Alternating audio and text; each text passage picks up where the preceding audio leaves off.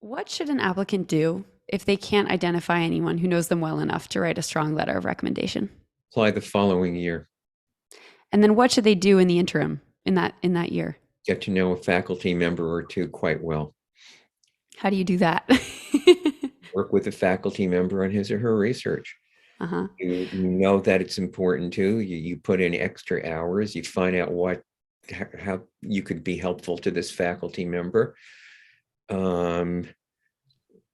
Though Daisy has considerable skills in many ways, I got to know her because when she was a master's degree student, she let me know that she really wanted to be helpful to some of the projects I was working on. Mm-hmm.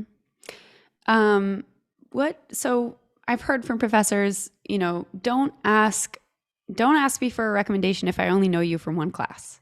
Like I'm not going to write you a good enough. Are there exceptions to that? Do you agree with that? Well, no, because it could be one small class in which you've been outstanding, in which case I'm Mm, glad to write you a strong recommendation. okay. Right.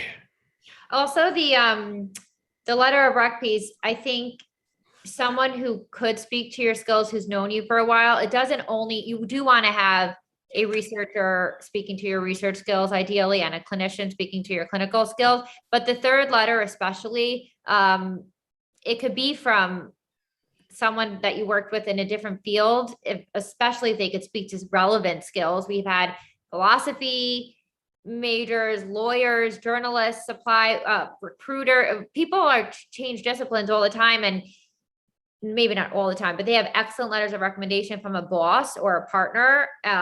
And it has also gone a long way. So it's not that everyone has to be within this field. And some people think like a bigger name, but a weaker letter is better. And I haven't, yeah, okay.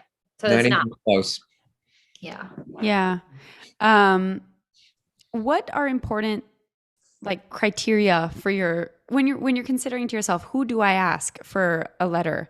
What are some boxes you should check about this person in terms of your relationship with them? Daisy or Barry, either one of you. Well, you're going to need two real professional letters. I agree with Daisy. A third letter can be from someone with whom you work with in a different sphere and talks about your terrific interpersonal skills or your organizational skills or your conscientiousness, all of that.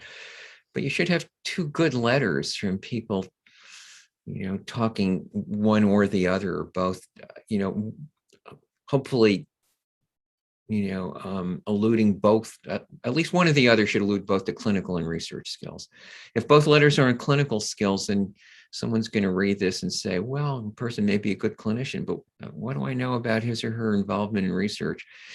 And conversely, if both of them are about how great you are in stats and, and recruiting subjects, that's nice. But you're going to probably, no matter what you say in your application, you're probably going to be working with clients soon after graduation.